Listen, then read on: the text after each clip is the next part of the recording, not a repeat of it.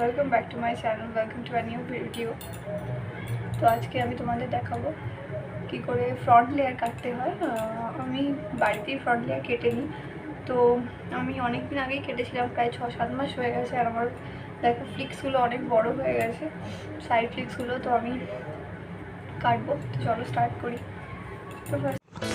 তো ফার্স্টে যেটা করতে হবে, তুমি তোমার চুলটাকে খুব ভালো করে আঁচড়ে নেবে যাতে না কোনো জট থাকে। একদম গোড়া থেকে শেষ পর্যন্ত ভালো করে আঁচড়াতে হবে, যাতে স্প্লিট করার সময় বা চুল যখন তুমি কি বলবো কাটতে যাচ্ছ বা আঁচড়াতে যাচ্ছ যেন না কোনো জট পাকিয়ে যায়। তো সেভাবে সিকিওর করে ভালো করে চুল আঁচড়ে নিতে হবে। এবার আমি যেটা করছি, দেখো আমার আইব্রো থেকে ভি শেপের চুল কিছুটা সামনের দিকে আমি সেপারেট করছি। একদম আইব্রোর আমি তোমাদের দেখালাম, ফোরহেড থেকে একদম ভি শেপ নিয়ে যেতে হবে।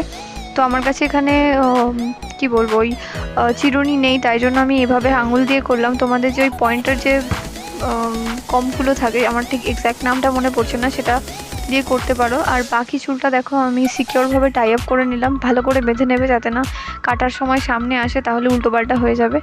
তো দেখো আমি বারবার দেখে নিচ্ছি যে ভি শেপের হয়েছে কিনা, না হলে ফ্লিক্স উল্টোপাল্টা হবে। তো দেখো এবার এখান থেকেও দুটো স্টেপে আমি চুলটা কাটবো। তো ফার্স্ট স্টেপে আমি কিছুটা চুল নিয়ে নিলাম, আর বাকিটা আমি সিকিওর করে আবার আলাদা করে বেঁধে নেব। তো এটা আমি দুটো স্টেপে কাটতে যাচ্ছি। তো দেখো ফার্স্ট স্টেপটা যেটা করব, সেটা আমি আমার লোয়ার লিপস অবধি রাখতে চাই। তো লোয়ার লিপস অবধি রাখতে হলে তোমাকে চিন থেকে নিতে হবে, কারণ 1-2 ইঞ্চি তোমার হাতে রেখে কাটতে হবে, কারণ চুলটা যখন তুমি কেটে ছাড়বে তখন তোমার লোয়ার লিপ অবধি উঠে যাবে, তারপরে তোমার ট্রিম করার থাকে।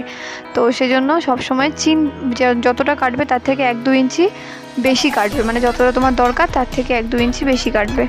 দেখো আমি চিন অবধি নিয়েছি, এটা আমার লোয়ার লিপ অবধি হবে। দেখো কাটার পরে আমার লোয়ার লিপের কাছে চলে এসছে। এবার আমি ট্রিম করব, ট্রিম করলে আর একটু ছোটো হয়ে যায়।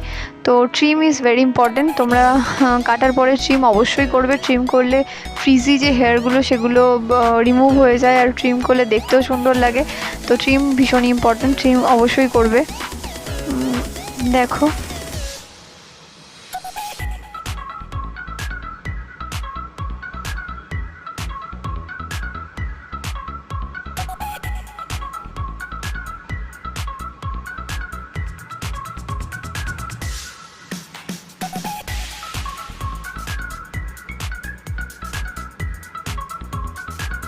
তো আমি আরও কিছুটা ট্রিম করে নিচ্ছি চুল, পুরোটা সমান করার জন্য।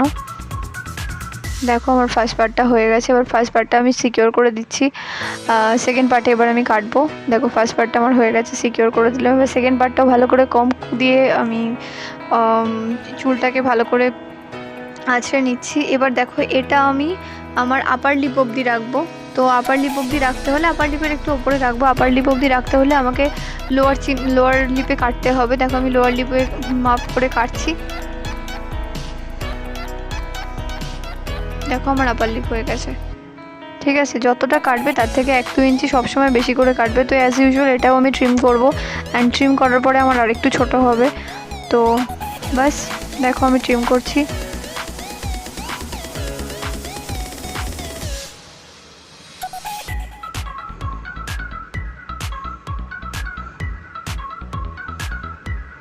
তো দেখো এই হলো আমার ফ্লিক্স, সাইড ফ্লিক্স। অ্যান্ড দেখো দেখতে এরকম লাগছে, খুবই ভালো, মানে ফেসটাই তোমার চেঞ্জ হয়ে যায়। তো যারা এখন পার্লারে যেতে পারছো না বা কোনো ইস্যুস আছে, তারা এরকম বাড়িতেই করে নিতে পারো। অ্যান্ড মানে একটু তো তোমাদের অন্যরকম দেখতে লাগবে। পুজোয় সবারই ইচ্ছা করে চুল কাটতে, বা কিছু যাদের অন্য প্রবলেম থাকতে পারে তারা এরকমভাবে কেটে নিতে পারো। খুবই একটা কি বলবো মডার্ন লুক ক্রিয়েট করে। তো ডেফিনেটলি কেটে নিতে পারো। আর তো সাইড ফ্লিক্স করার পরে এই হলো আমার লুক। দেখো দেখে বুঝতে পারছো আগে যেরকম লাগছিল তার থেকে বেটার একটু লাগছে ফেসটা। আর আমার এই মাসে মানে চুল কাটতে নেই মা বলছিল। তো যাই হোক আমি পুজোর পারপাসে এইটুকু আমি বাড়িতে কেটে নিলাম। তো তোমরাও কেটে নিতে পারো। তো ভিডিওটা কালকে কিছু কারণের জন্য এন্ড করা হয়নি, কারণ জানো তোমরা আমার ছেলে রিহান, তো ওকে নিতে হয়েছিল, তাই জন্য ভিডিওটা এন্ড করা হয়নি। তাই আজকে ভাবলাম এন্ড করে নিই। তো দেখো এরকম দেখতে লাগছে। তো চাইলে তোমরা কেটে নিতে পারো। আর যদি এ ধরনের ভিডিও দেখতে চাও তাহলে আমাকে কমেন্ট সেকশনে জানাও, এরকম আরও অনেক ভিডিও মানে আসতে চলেছে আমার চ্যানেলে। তো চলো আর কিছু বলবো না, যদি ভিডিওটা ভালো লেগে থাকে তাহলে প্লিজ লাইক করে দিও, শেয়ার করে নিও, আর সাবস্ক্রাইব করো আমার চ্যানেলটাকে, আর পাশে থাকা বেল আইকনটা হিট করে দিও। আর বললাম কমেন্টে জানিও যদি এরকম ধরনের কোনো ভিডিও দেখতে চাও, বিউটি টিপস ফ্রি কোনো ভিডিও দেখতে চাও, আমি যতটা জানি তোমাদের সঙ্গে শেয়ার করব। তো চলো, খুব ভালো থেকো, ভালো রেখো, সুস্থ থেকো, কাইন্ড থেকো, পজিটিভ থেকো সবসময়। দেখা হচ্ছে আবার নেক্সট ব্লগে। টাটা।